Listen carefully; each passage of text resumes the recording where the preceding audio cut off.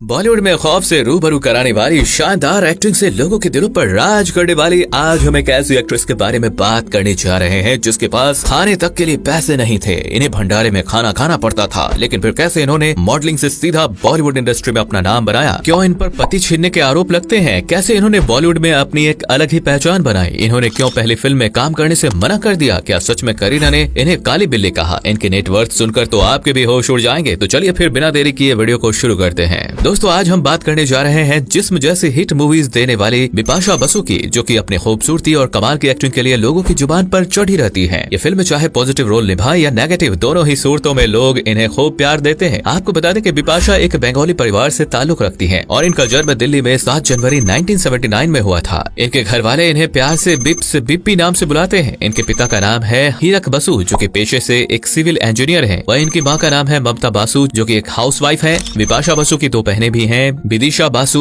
और बिजोयता बासु। बिपाशा की फैमिली ज्यादा रईस करोड़पति तो नहीं थी, लेकिन हाँ, इनके घर में किसी चीज की कमी भी नहीं थी। बिपाशा के घर में हर चीज की सुख सुविधाएं मौजूद थी, फिर चाहे वो पढ़ाई की हो या दूसरी जरूरतमंद चीजों की। बिपाशा की पढ़ाई लिखाई पर भी काफी गौर किया जाता था। बिपाशा ने 4th क्लास तक की पढ़ाई एपीजे हाई स्कूल से पूरी की थी। इसके बाद इन्होंने 12th क्लास तक की पढ़ाई भावनाज गंगा बक्स कनोडिया विद्या मंदिर से कंप्लीट की। बिपाशा को पढ़ाई से ज्यादा शौक मॉडलिंग का था, इसलिए इन्होंने सिर्फ 12th पास करने के बाद ही स्टडी को बाय बाय बोल दिया और अपने सपनों की तरफ चल पड़ी। वैसे अपने स्कूल टाइम में बिपाशा एक होनहार लड़की थी और साथ ही ये अपने स्कूल की हेड गर्ल भी रह चुकी थी। आपको बता दें कि बिपाशा का शुरू से मॉडल बनने का सपना नहीं था, बल्कि जब ये छोटी थी तो ये एक डॉक्टर बनना चाहती थी। लेकिन वक्त के साथ इनकी भी पसंद बदल गई और डॉक्टर की डिग्री हासिल करते करते एक खूबसूरत टैलेंटेड मॉडल के रूप में उभर कर हमारे सामने आई। वैसे बिपाशा बसु को मॉडल बनने का ख्वाब दिखाने का पूरा क्रेडिट मेहर जेसिया रामपाल, जो कि अर्जुन रामपाल की एक्स वाइफ है, उन्हें दिया जाता है। एक दिन बिपाशा बसु रेस्टोरेंट में बैठी खाना खा रही थी। इसी बीच मेहर भी यहाँ आ गई। जब इन्होंने बिपाशा को देखा तो वो उन्हें देखती रह गई और बिपाशा से कहने लगी कि तुम इतनी खूबसूरत हो, हाइट भी बढ़िया है, तुम्हें तो मॉडलिंग में ट्राई करना चाहिए। बस फिर क्या था, बिपाशा ने एक सुपर मॉडल कॉन्टेस्ट में हिस्सा लिया और इस गोदरेज सिंथॉल कंपटीशन को भी बिपाशा ने अपने नाम कर लिया था और इसकी विजेता बन गई थी। इसके लिए पेरिस भी गई। ऐसे ही इनका मॉडलिंग का सफर चलता गया, लेकिन इन्हें कुछ खास कामयाबी हासिल नहीं हुई। इस दौरान ये मुंबई में एक आंटी के पास रहने लगी थी। मॉडलिंग से इन्हें कुछ खास पैसे नहीं मिलते थे, इसलिए इन्हें खाने की भी तंगी होने लगी। बिपाशा ने इंटरव्यू में बताया था कि कई दिनों तक वो केले खाकर ही अपना पेट भरती थी। इसी बीच वो अपने एक दोस्त के स्टूडियो जाने लगी, क्योंकि इनके पास कुछ खास काम नहीं होता था। और फिर इनकी दोस्ती हुई डिनो मारिया से। इनका भी स्ट्रगल टाइम चल रहा था। ये दोनों ही मुफ्त में मिली चावल और रोटी खाकर गुजारा करते थे। धीरे धीरे वक्त बीतता गया। डिनो मारिया ने अपने दोस्तों से बिपाशा को मिलवाया। ये भी नए नए लोगों से मिली और यही टाइम इनकी लाइफ का टर्निंग पॉइंट रहा। जिस मॉडलिंग कॉम्पिटिशन की बिपाशा विनर रही थी, उसके जज थे विनोद खन्ना, जिन्होंने बिपाशा को हिमालय पुत्र में काम करने का ऑफर दिया और इस फिल्म में इनके बेटे भी थे। लेकिन बिपाशा ने अपनी कम उम्र की वजह से इस फिल्म को करने से इनकार कर दिया। और फिर बिपाशा को जेपी दत्ता की फिल्म आखिरी मुगल में अभिषेक बच्चन के ऑपोजिट काम करने का मौका मिला, लेकिन बदकिस्मती से ये फिल्म बन नहीं पाई और बिपाशा फिर से मायूस हो गई। लेकिन अभी तो इनका फिल्मी सफर शुरू ही हुआ था और किस्मत भी इन पर मेहरबान थी, इसलिए इन्हें दोबारा एक और फिल्म मिली जिसका नाम था अजनबी, जिसमें बिपाशा के साथ अक्षय कुमार, बॉबी देओल और करीना कपूर भी दिखाई दिए थे। ये फिल्म साल 2001 में रिलीज हुई और बस इस फिल्म से ही बिपाशा हिट हो गई। वैसे इस फिल्म में बिपाशा को नेगेटिव रोल मिला था, लेकिन लोगों ने इन्हें करीना कपूर से ज्यादा पसंद किया और ये अपनी शानदार एक्टिंग के चलते पहली फिल्म से ही डायरेक्टर की पसंद बन गई। इस मूवी के लिए इन्हें अवार्ड भी दिया गया था। इसके बाद अगले साल ही इनकी फिल्म रिलीज हुई जिसका नाम था राज,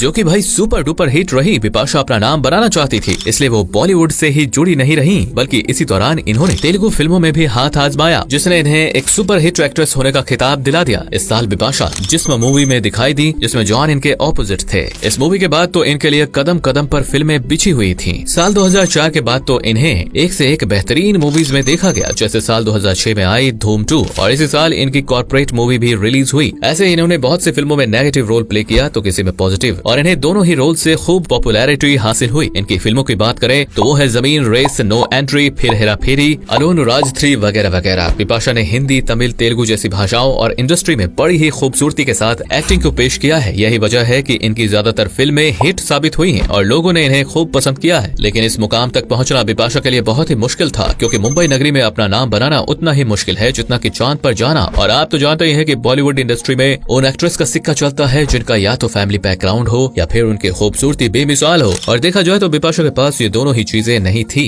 क्योंकि ना तो उनका परिवार फिल्मी दुनिया से ताल्लुक रखता था और न ही बिपाशा दूसरी हीरोइन की तरह गोरी चिट्टी थी। बंगाली परिवार से ताल्लुक रखने वाली बिपाशा का रंग सांवला था। उनकी कई बार इंसल्ट भी की गई, उन्हें रंग के चक्कर में नीचा दिखाया जाता था। ऐसे ही एक बार की बात है जब अजनबी फिल्म की शूटिंग चल रही थी तो करीना, जो कि उस वक्त की काफी डिमांडिंग एक्ट्रेस थी, उनके ड्रेस डिजाइनर ने बिना पूछे बिपाशा को ड्रेस ठीक करने की उनकी मदद कर दी थी, जिस वजह से करीना गुस्सा हो गई और उन्होंने बिपाशा को काली बिल्ली कह दिया। कुछ लोग इस बात को अफवाह बताते हैं तो कुछ इसे सच का नाम देते हैं। आपको क्या लगता है कमेंट में बताएं। एक वक्त तो बिपाशा की जिंदगी में ऐसा आया कि डॉक्टर्स ने भी उन्हें काम करने से मना कर दिया, यहाँ तक कि वो एक्टिंग, डांस और चलने फिरने से भी मजबूर हो गई थी। जी हाँ, बिपाशा को ऑस्टियोआर्थराइटिस जैसी बीमारी ने अपना शिकार बना लिया। डॉक्टर भी इस बीमारी के आगे घुटने टेक चुके थे। कहीं न कहीं बिपाशा को भी लगने लगा था कि अब वो शायद कभी एक्टिंग नहीं कर पाएंगी, लेकिन उन्होंने हिम्मत नहीं हारी और वक्त के साथ साथ इन्हें इस बीमारी से भी छुटकारा मिल गया और ये फिल्मों में वापस तहलका मचाने आ गई। बिपाशा की धांसू एक्टिंग से तो हम और आप बखूबी वाकिफ हैं, लेकिन क्या आप जानते हैं कि इन्हें अपनी एक्टिंग के चलते कौन कौन से अवार्ड मिले? नहीं तो बस चलिए जानते हैं। सबसे पहले बिपाशा को अजनबी मूवी के लिए बेस्ट फीमेल डेब्यू के लिए फिल्म फेयर अवार्ड मिला था। साथ ही आईफा अवार्ड भी मिला था for best debut of the year. Raj के लिए जी सिने अवार्ड, कॉर्पोरेट के लिए गीफा अवार्ड। ऐसे बहुत से अवार्ड बिपाशा अपने खाते में ऐड कर चुकी हैं। ऐसे इन्हें साल 2011, 2012 और 2013 में टाइम्स ऑफ इंडिया की तरफ से सबसे अट्रैक्टिव वुमेन के लिस्ट में भी शामिल किया गया था। साथ ही इन्हें यूके में भी एक मैगजीन की तरफ से साल 2005 और 2007 में एशिया की सबसे सेक्सी वुमेन के लिस्ट में शामिल किया गया था। वहीं इनकी प्रोफेशनल लाइफ से निकलकर पर्सनल लाइफ में झांके